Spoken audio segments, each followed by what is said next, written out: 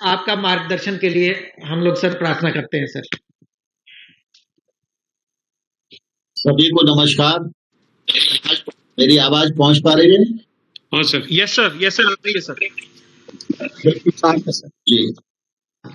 आज के इस शुभ प्रसंग पर हम सबके मध्य उपस्थित हमारे कृषि एवं किसान कल्याण मंत्रालय के माननीय राज्य मंत्री श्री पुरुषोत्तम रूपाला साहब, श्रीमान कैलाश चौधरी साहब, मंत्रालय के सचिव संजय अग्रवाल जी, सचिव डेयर डॉक्टर महापात्रा जी, मल्होत्रा साहब, अभिलक्ष लेखी जी, doctor AK Singh ji, board के सारस्वत जी, उपस्थित सभी अधिकारीगण और देश भर में राज्यों से जुड़े इस मिशन का काम देख रहे सभी अधिकारीगण और उपस्थित सज्जन, आज विश्व मधुमक्खी दिवस है। इस अवसर पर सभी अधिकारियों को और हमारे मधुमक्खी पालकों को अपनी ओर से बहुत बहुत शुभकामनाएं देता हूं, बहुत बहुत बधाई इस मौके पर देना चाहता हूं। हम सब जानते हैं कि शहद हमारे यहाँ प्रकृति की देन के रूप में रहा है। एक जमाने में शहद का उत्पादन स्वाभाविक रूप से होता था, शहद की गुणवत्ता भी अच्छी थी और सब लोग उसका उपयोग करते थे। फिर सने सने समय बदला और शहद का उपयोग बढ़ता गया। कुछ बड़े लोग भी शहद उत्पादन की दृष्टि से आए, लेकिन उस कालखंड में भी जिस गुणवत्ता की आवश्यकता थी वह गुणवत्ता नहीं मिल पाई। मुझे ध्यान है पिछले बार ही जब रूपाला जी पिछले कार्यकाल में राज्य मंत्री थे, उस समय इसकी गुणवत्ता ठीक हो, मानकीकरण हो, इस दृष्टि से मंत्रालय ने विमर्श किया था। हालांकि उसमें काफी बाधाएं आई, लेकिन संजय अग्रवाल जी और बाकी सबके प्रयत्न से उस दिशा में भी हम आगे बढ़े। और मैं ये मानता हूं कि आज देश के सामने जो परिस्थिति है उसमें शहद का उत्पादन भी बढ़ रहा है, शहद का निर्यात भी बढ़ रहा है और शहद की गुणवत्ता देश के लिए भी अच्छी हो और इंटरनेशनल मार्केट में भी वो ठहर सके, इस दिशा में प्रक्रिया प्रारंभ हो गई है और आने वाले कल में हम और भी सफल होंगे, ऐसा मुझे पूरा विश्वास है। जब हम मधुमक्खी पालन की बात करते हैं तो मधुमक्खी पालन का निश्चित रूप से यह उद्देश्य प्राथमिक रूप से रहता है, जो छोटा मझोला किसान है वह इस काम से जुड़े, जिससे कि उसको रोजगार का अवसर भी मिले, उसकी आमदनी में भी बढ़ोतरी हो। और इस दृष्टि से विगत वर्षों में भारत सरकार ने नरेंद्र मोदी जी के नेतृत्व में इस काम को तेज गति दी और 3 वर्षों के लिए 300 करोड़ रुपए की राशि का प्रावधान किया। उसका लाभ भी इस क्षेत्र को निश्चित रूप से मिला है।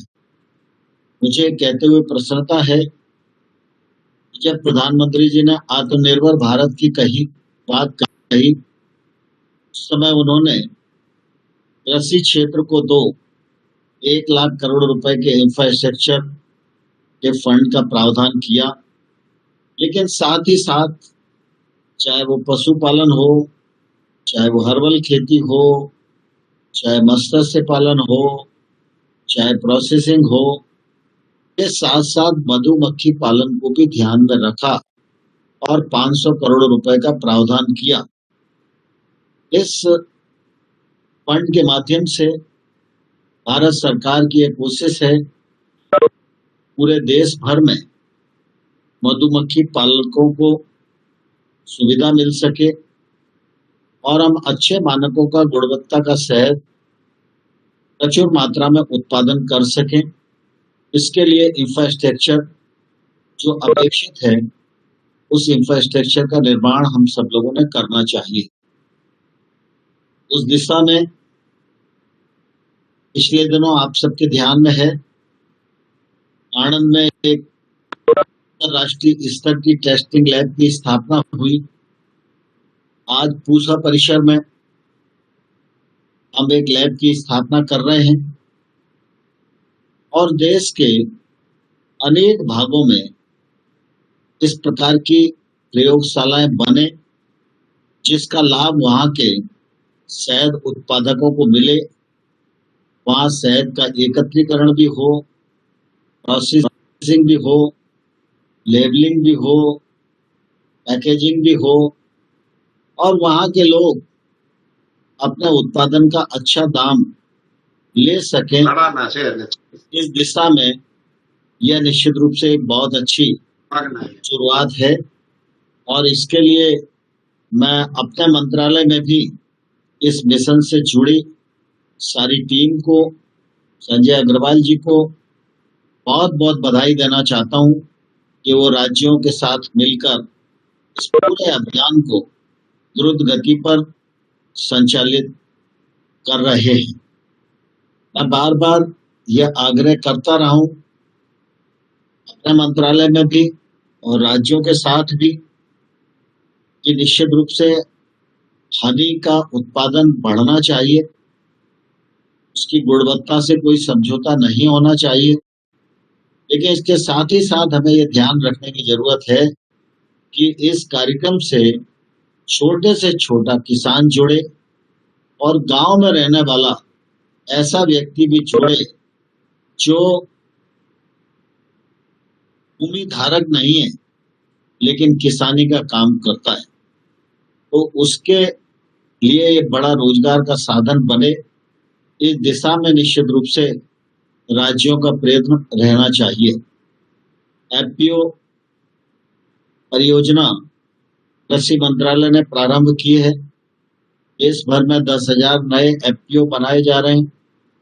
उस दिशा में शहद के भी एफपीओ बनाए जा रहे हैं। मार्केटिंग की दृष्टि से नेफेड ने भी इस पर एंट्री की है। उनकी क्षमताओं और उनके अनुभव का भी लाभ निश्चित रूप से शहद के उत्पादकों को और किसानों को मिलेगा, ऐसा मुझे पूरा भरोसा है। मैं इस मौके पर इस क्षेत्र से जुड़े सभी मित्रों को हृदय से इस शुभ प्रसंग पर बहुत शुभकामनाएं देता हूं, बहुत बधाई देता हूं और आशा करता हूं कि आप सबके राज्यों के साथ जो सम्मिलित प्रयत्न हैं वह हनी मिशन के उद्देश्यों को भी सफल बनाएंगे, हनी के उत्पादन को भी बढ़ाएंगे और हनी का योगदान हमारे जीडीपी में भी उल्लेखनीय हो सके, इस दिशा में भी प्रयत्न करेंगे। आप सबके प्रयत्न सफल हों, इसके लिए मेरी ओर से बहुत बहुत शुभकामनाएं। और इस अवसर पर रूपाला जी ने जो बात कही, निश्चित रूप से हम सब इस बात को भलीभांति जानते हैं कि अभी 4 दिन पहले तक ऐसा लग रहा था कि पता नहीं डीएपी का क्या होगा, लेकिन हमारे प्रधानमंत्री नरेंद्र मोदी जी गांव गरीब किसान के लिए पूरी तरह समर्पित हैं।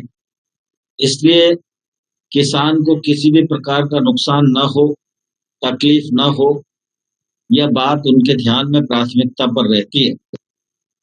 3-4 दिनों से कृषि मंत्रालय और बाकी संबंधित मंत्रालय, गृह मंत्री जी, प्रधानमंत्री जी इस बात में के लिए प्रयत्नशील थे कि डीएपी के जो दाम बढ़ रहे हैं, इनका भार किसानों पर नहीं आना चाहिए। पहले किसानों को जब 1200 रुपए में डीएपी का बैग मिलता था, उस समय उसकी कीमत 1700 रुपए होती थी। 500 रुपए सब्सिडी के बाद वह 1200 में किसानों को उपलब्ध हो रहा था। एकाएक अंतरराष्ट्रीय भाव बढ़े और उसके कारण कीमतें बढ़ गई, और उन कीमतों के अनुसार अगर हम देखें तो डीएपी का एक बैग 2400 रुपए कीमत का हो गया। 2400 रुपया कीमत में अगर 500 रुपए ही सरकार की सहायता होती तो यह बैग किसान को 1900 रुपए में मिलता। लेकिन प्रधानमंत्री जी ने कहा कि 1 रुपया भी फर्टिलाइजर पर किसानों पर बोझ नहीं आना चाहिए, और इसलिए मुझे कहते हुए प्रसन्नता है कि 500 रुपए के स्थान पर एक बैग पर 1200 रुपया सब्सिडी देना सरकार ने स्वीकार किया, और इसके परिणाम स्वरूप अब जो पुरानी कीमत 1200 रुपए है, उस पर ही डीएपी का बैग किसान को मिलेगा। इसके लिए मैं सभी किसानों की ओर से अपने मंत्रालय का और संबंधित मंत्रालय के अधिकारियों का, मंत्रीगणों का और माननीय प्रधानमंत्री जी का हृदय से बहुत बहुत आभार प्रकट करता हूं। आप सब को बहुत बहुत शुभकामनाएं, बहुत बहुत धन्यवाद। धन्यवाद सर। जैसा कि सर हम लोग सब जानते हैं कि सर जब से आपने नेशनल बी और हनी मिशन की स्वीकृति दी है सर, 500 करोड़ का एक सैंक्शन भी दी है सर, उसके बाद से 5 रीजनल लैब, जिसमें से अब ये 2 बन गई हैं, 100 मिनी लैब जिसमें से 15 लैब हमारी बन गई हैं सर, और 17 इंटीग्रेटेड बी डेवलपमेंट सेंटर बने हैं। ये सर उसी का परिणाम है सर, जो आपके दिशा निर्देश और स्वीकृति रही है सर। बी कीपिंग हमेशा से सर आपका एक सबसे लाइक किया जाने वाला विषय है सर, और आपके टॉप एजेंडा में रहा है सर, इसीलिए इसको बढ़ावा मिला है सर। धन्यवाद सर, आपके दिमाग से हम लोगों का उत्साह बढ़ा है सर। हम आगे भी उत्साह से इसको आगे ले जाएंगे सर, नेशनल बी मिशन को। धन्यवाद सर। अब मैं रिक्वेस्ट करूंगा executive director national bee board Shri BL Saraswat ji को थैंक्स गिविंग के लिए।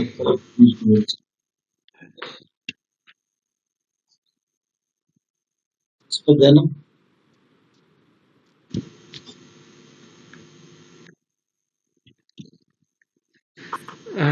सर, मैं अभी मुझे लग रहा है कि कहीं वो हमारे जुड़ने में सर उनको मुश्किल हो रही है सर। मैं कृषि एवं किसान कल्याण मंत्रालय की तरफ से नेशनल जी नरेंद्र सिंह कार्यक्रम के लिए कम समय में भीतर आप और समय हम बहुत धन्यवाद